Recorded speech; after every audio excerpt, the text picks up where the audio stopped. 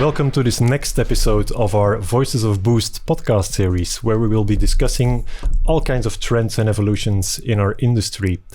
Today, my guest is Mar Jorba from Ferranti. Mar, do you want to introduce yourself?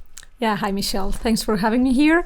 So my role at Ferranti is the responsible for the Micons 365 platform within the product department. So I just gather trends and everything that has to do with the industry and see how all these demands from the customers actually translate into product features, into roadmap, into what are we going to do in the coming years to make sure that our customers have the right tech stack in place. Okay, that's clear. Thank you. Today in this episode, we will be talking about customer experience and the evolutions in that. What trends do you actually see in customer experience, and how does the Micons product adapt to that, or how do you use that insights? Yeah, what we see actually in the last year especially, I think it's always been in this industry, but in the last years, customers are really becoming very demanding. And I think this has to do also because, the industry of utilities is a bit of it's a commodity business. So everyone needs to have a contract with water, with electricity, with heat in their homes.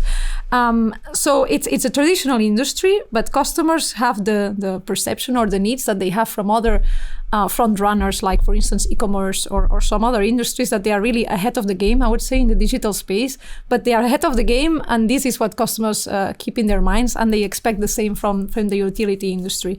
So they are becoming more and more demanding, and they see that they are actually expecting the same type of digital experiences, the same type of offerings, the same type of language that they would talk to that industry that they do with the other ones, which means that that puts pressure to all the players in the utility industry, but also it's an opportunity for them to say, okay, we've been in this industry for many years, but we don't need to catch up. We need to actually invest in digital opportunities with our customers. Yeah, so indeed we see a lot of things moving in all different kinds of sectors around customer experience. What are actually most important innovations that you see, and how do we use that to improve the Micons product with that?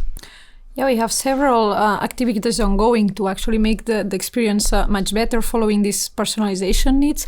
And obviously, our platform is being used by the users of the utility player that then they serve the end customers.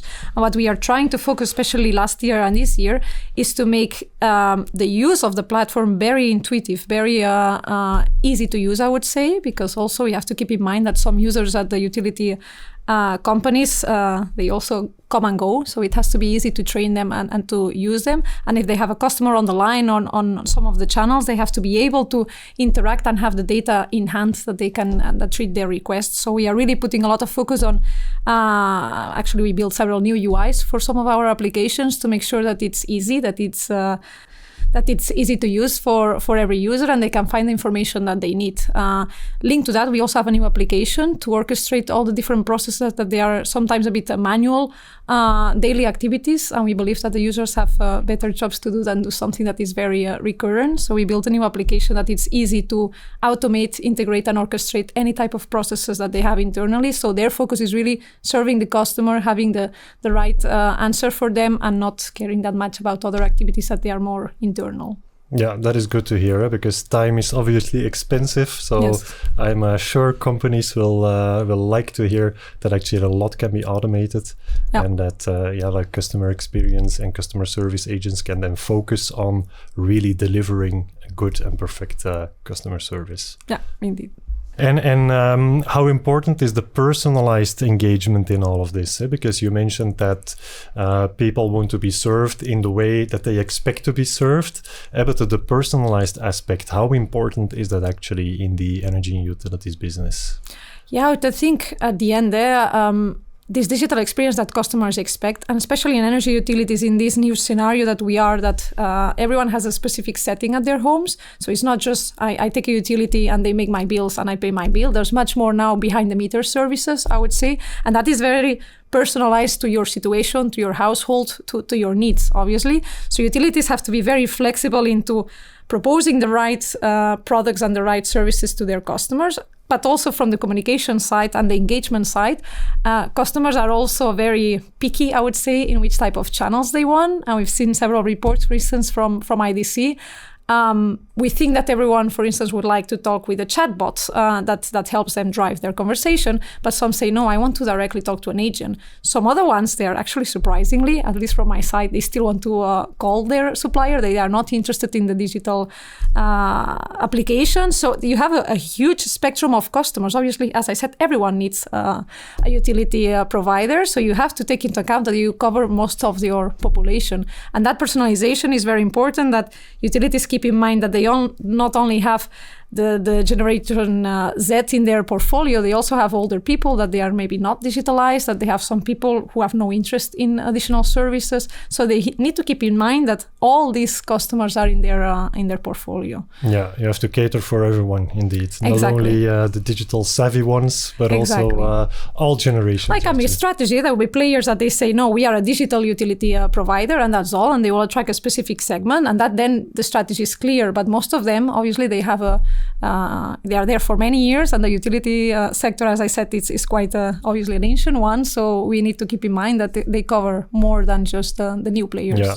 There are indeed examples of companies who really focus on the online concept of being a utility. That's only having a website with a customer portal, for example, and some apps, and not really having the traditional customer service methodology. So there are examples. Can you share a success story on how Meekons, for example, helped utilities with improving customer service and maybe reducing customer churn as a side effect? Yeah, we have actually one example, especially focusing on the reduced churn. One of the issues that we also see in the industry is affordability. We have to take into account that there's also vulnerable customers that they have difficulties to pay their bills, whether it's because they cannot or they will not pay their bills.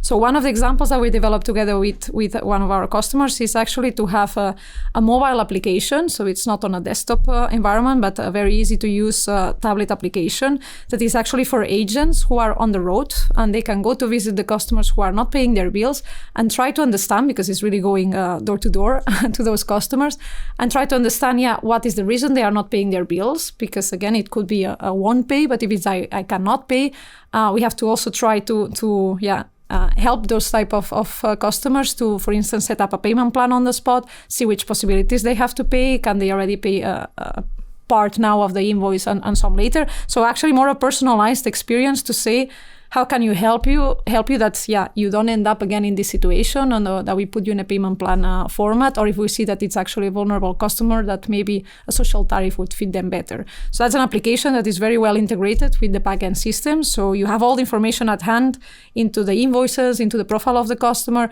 to actually personalize the offering that you're going to make to them.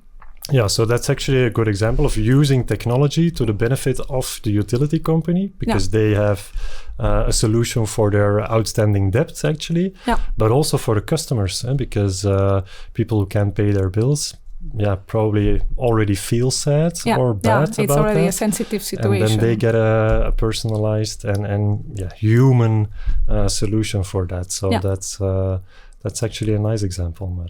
Indeed. Thank you for that. I think we can talk about a lot more than customer experience. Maybe that's for next episodes. Yes. Also, technologies like AI and stuff is very interesting, I think, concerning the product. But that's a topic for our next episode of Voices of Boost series. See you soon.